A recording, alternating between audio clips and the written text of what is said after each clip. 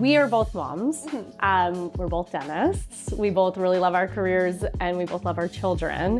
What do you think it's like being a woman in a professional career in 2025? Like, how do you balance it? What's like your mindset about all that? It is such a big balancing act, but I think becoming a mom has allowed me to almost level up and use my time more efficiently. I think with dentistry, we have one of the best professions in the world. We can really design it as an owner, as an associate, however we want. You know, if you want to work a certain amount of days, certain hours, so you can have that balance between work and family and do both, you can really design it the way you want to. Yeah. How do you feel? I agree. I think that's kind of the beauty of our profession is we can cultivate it to the way that we want it. And I think that's something really cool about where you and I are in our phase of life because we are really focused on our careers. We've worked really hard for what we have, yet we still are moms and it's a new season for us. We focus a lot of time into our careers and now we have to find the balance of that time and give it to our children as well. And I think that it comes with challenges that I don't know that I anticipated. Oh, for sure. Prior to being a mom and a business owner or a dentist in general. But to your point, I like what you said about leveling up. Like it is so true. I'm so much more efficient. Absolutely. And I'm also more forgiving of myself to say, okay, I can give all my energy right now into the practice, or I can give all my energy to the kids, and I can give all my energy to myself, but I can't do it all at once, you know? And so I think it's cool to have one another too, you know, in this space and give each other time with our children and then time with our patients too. For sure. Dr. Brattebo, I have some rapid fire questions for you, okay? Where did you go to undergrad? University of Florida. Go Gators. Go Gators. Where did you go to dental school? Also University of Florida. Great school. Where did you do your residency? I did my residency in the Bronx, New York City, at Montefiore Medical Center. You know, I lived in New York for a little bit of time. Yeah? I realized that. When I first went to undergrad. Yeah. Amazing. Yeah, love New York. Yeah, amazing. We have a lot in common, Katie. Favorite toothpaste? Carie-free. Love Carie-free. Favorite toothbrush? Oh, Sonicare. I'm so loyal to my Sonicare. Can't live without it. Electric or manual toothbrush? Electric, always. Yeah, I agree. Favorite floss?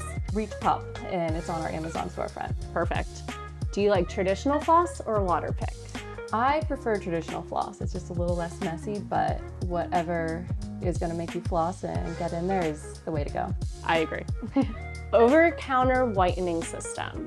Over the counter. I love the Opalescence Go Trays. I think they're easy and they do a great job. Totally. Morning or evening brusher? Oh, both. Please, please. Mouthwash, yes or no? I don't use a mouth rinse. Mouthwash is very interesting because unless it has some key ingredients, it's not crucial for an oral hygiene regimen. Right? True. I think if it has fluoride in it, it's probably my favorite. Botox or filler? Botox. Love it. Favorite skincare product? I have these toning pads at home. They changed everything. They're great. Are they the, oh my God. Bare-faced? Oh no, I'm thinking Dr. Dennis. Oh, similar. So good. So good. Pilates or bar? Ooh, right now I'm in a bar phase, but I love both. Yeah, they're so good. I did a lot of Pilates before my wedding. Are you a morning or night person? Morning. Always been a morning person. Must be something in the dentist. I think so. Beach or mountain vacation? Mountain vacation. I love the mountains. I would love to move there one day. Don't leave us. Yeah. Favorite wellness tip? Favorite wellness tip. Get 8 hours of sleep. I think that's the biggest thing. Not always easy when we have young children, but if you can, I mean, it changes everything. My daughter did sleep through the night last night. We're very proud of her. Amazing, yeah. But yes, get your sleep. One product you recommend to all patients? I would say a good electric toothbrush. It doesn't matter as much the toothpaste, the brand of floss, but a good electric toothbrush is really gonna get you off to a good start. I agree. Night and day difference when you switch to electric, right? Absolutely. If my electric is ever out of battery, I cry a little bit inside. You know, as dental professionals, I think there are often times where we hear myths in dentistry. I know I hear them a lot like on podcasts, and I just want to like scream into the podcast. I'm like, that's not true. Or we hear it in the office, which is nice because then we can actually speak to our patients about it. But one of the common myths is if I don't have pain, I don't need dental work. Is that something you want to speak on? That is a myth. A lot of times we start to have problems and they might be very small. We might be able to address them while they're small, but usually by the time you have any type of dental pain, it might be too late. You might need a root canal. You might not be able to save the tooth at all by the time you're having a lot of pain. So it's important that we keep up to date with preventative care. You come in for your regular hygiene, your checkups, because if you're not having pain, there still could be something going on. I think that is so true. To your point, if we catch it early, is wonderful, because then we're able to do less, in terms of work for our patients. And so, yes, if it's painful, it usually requires more treatment. Right, less is always the goal. Absolutely. Fact or myth? Straight teeth are just cosmetic. That is a myth. I always think orthodontics, like, the result that's like a perk is actually the aesthetic of it all. The real behind the scenes and why, dentists and orthodontists love if patients will straighten their smiles is it's almost like setting a beautiful foundation for their dental care. So we see patients with a really nice balanced bite and straight teeth. They have less gum disease, they have less cavities, less dental work is required, less wear and tear. So orthodontics is actually a really beautiful preventative measure, and having the straight teeth is, a nice little perk to it all. I couldn't agree more. There's so many reasons to do orthodontics or Invisalign, and it's much easier to keep your teeth clean and you have a lot less tartar buildup, and there's so many problems when your bite is not correct, and it can cause recession, it can cause unnecessary wear, and all these things are things that we can fix when we correct your bite and align the teeth in a good way. And the aesthetic outcome, having straight, beautiful teeth, that is just a bonus. Yep, totally. All right, Dr. Brattebo, myth or fact? Baby teeth don't matter. They just fall out anyway. That is a myth. We do lose our baby teeth, but it's so important for your child's health, and small problems can lead to bigger problems down the road. And these baby teeth, they hold the place for your permanent teeth to come in. So when we lose baby teeth prematurely and we don't have a way to maintain that space, we see problems in their growth and development. And those are things that we can easily avoid through preventative care, having them visit the dentist from a young age and getting them checked up on. Yeah, I totally agree. I think with kids too, like if we're talking about cavities, even if cavities get big, they cause infections, and infections can be very serious, and they could even be life-threatening if not taken care of. So I think it's so important, and it sets these kids up for success, right? If we make oral health care an important part of their childhood, it'll hopefully carry with them, all throughout life. My daughter tries to fight us when brushing her teeth. It's not that easy. But she's not going to win with parents as dentists. And,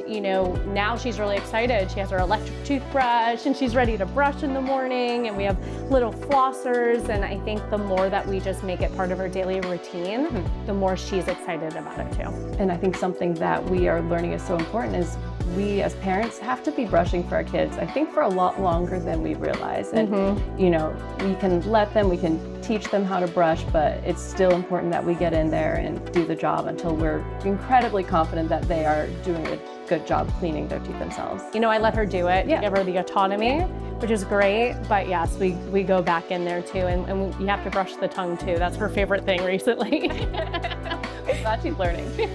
Absolutely. But yes, I think, setting our kids up for success is so crucial, and not open them up to having complications. You're so right. Yeah.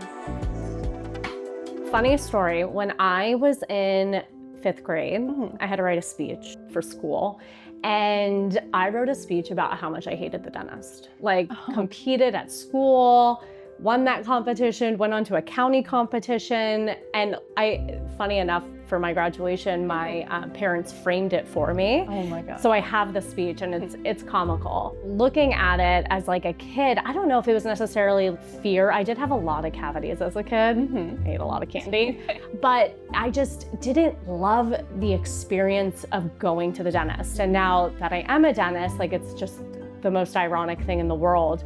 For me, I think what I'm trying to do as a dentist is kind of change the narrative. There's so many patients, and you can agree that maybe neglect their dental care because of a past experience or because of a fear, and it's vulnerable to sit there in a dental chair and have dental work done. So I think what we really try to do here is make our patients feel comfortable, right? Like we have distraction techniques in terms of like Netflix and Spotify. We're able to offer like nitrous oxide and conscious sedation for our patients. Is that something that you've noticed too, just in general with dentistry, that maybe they fear the dentist and all of that? Back in the days, a lot of people weren't even using local anesthesia. So true. Numbing. And so a lot of, traumatic experiences come from that. But I think one of the biggest things that we have an advantage of is we're able to sit and listen and talk with our patients, try and understand, where did that experience come from, why did it happen, and what can we do differently to make it a more positive experience and get them more comfortable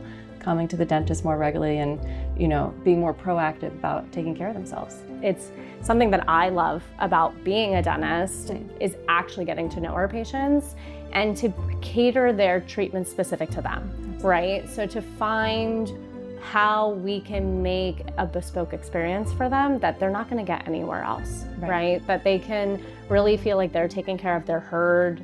We're not rushing in and out of the operatory with them. We actually spend the time with them. And I think that's a really special thing that we're able to do. I think so. Yeah. Okay, one piece of technology. We have so many. We do. We're lucky. We have so many. I would probably invest in a good digital scanner. I think being able to, not only on like the clinical technical side, like we can scan for crowns and bridges and implants and dentures, and that's really cool for like our technical brain. But I actually think a scanner is really beneficial for patient education. We utilize that every time we do a new patient. We also utilize it to track things, right? We can track patients like if they have any occlusal problems or bite problems. We can also track if they have any teeth shifting as well. I think that's probably one of the best pieces of technology to have right away.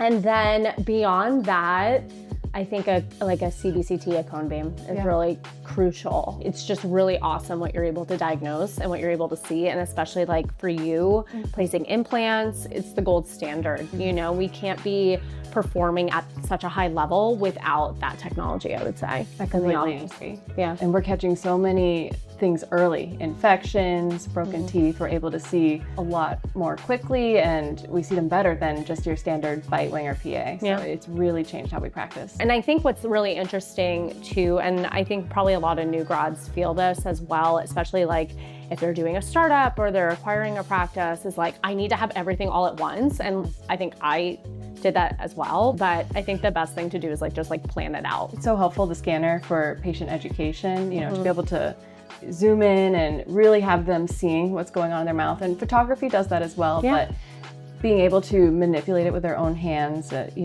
we just see so much on those scanners. It's true. I think it's so funny. You probably experienced the same thing during a new patient exam where the patient goes, whoa. They've never seen their teeth so close up, but it is a really cool technology to use for our patients. I agree.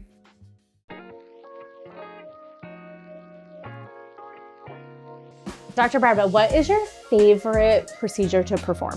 One of my favorite things to do is to get a patient out of pain. So if a patient comes in either over a weekend or on a Monday morning and they've been having a toothache and either a tooth broke or they have some type of infection, either doing an extraction or a crown, whatever is gonna get them feeling better right away. Yeah. It's very rewarding. I always say we have a skill that we're able to actually really help people, and one of the big things is if they're in pain.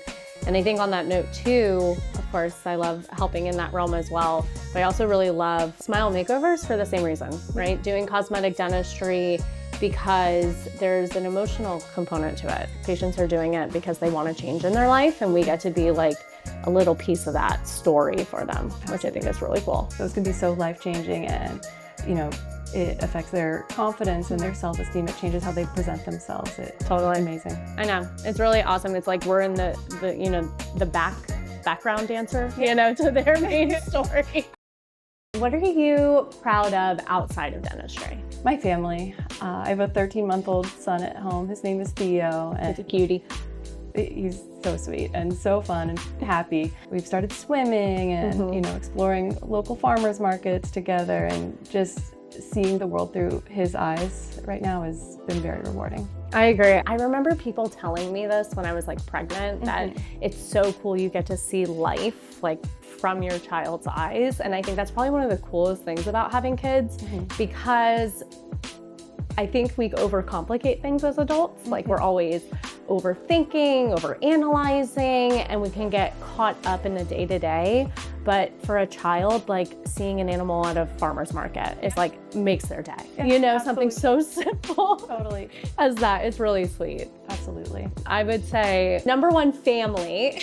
Yes. And then dentistry adjacent, but not maybe in the clinical, is the time that I've dedicated to investing in myself outside of dental school. So like those higher curriculums, because as you know, it's a sacrifice. A huge sacrifice. Huge to go out there. Away from work and away from your family, and it's a huge sacrifice, but it's also very rewarding, and it makes us better as clinicians, and to be able to provide the best outcomes for our patients. No, I agree. And I think we're both very lucky that we have supportive families that allow us and encourage us to keep doing that continuing education and not just stop that altogether, because it is so important, and it allows us to do both at the same time. No, I agree. Dr. Brattebo and I are both COIS trained, which is we go out to Seattle for sometimes weeks at a time. So that's weeks away from our family. Yeah. It's a financial commitment. It's a time commitment. Every single time, we're not naive to the fact that we're dedicating and investing and taking time away from home. But it has been something professionally that I'm really proud of. And I'm proud of you for that too. Thank you. For sure. Dr. Perna, when you created Flosswell, what was your vision?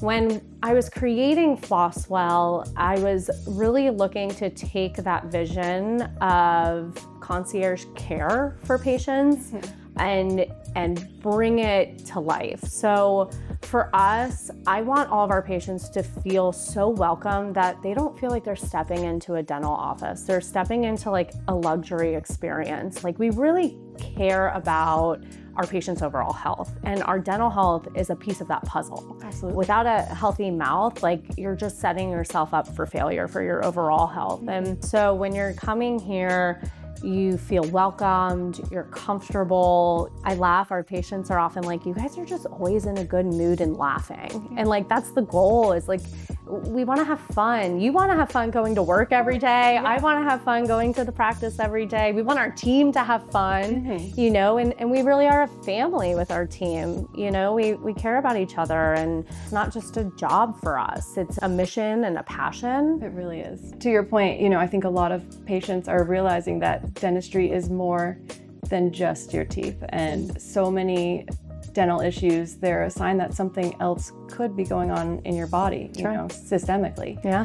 And it's so important to just have that comprehensive approach when you see the dentist, and we're lucky we have that here. What's really cool is when the vision comes to life. Yeah. And I'm really happy that you're part of that vision too. Thank you. I love being here, and it's nice to be able to love where you're going to work every day. And, we work hard, but we have fun too, and we get along, and it's a great atmosphere, and I think the patients can feel that. I think so too. I do love what we're able to create here.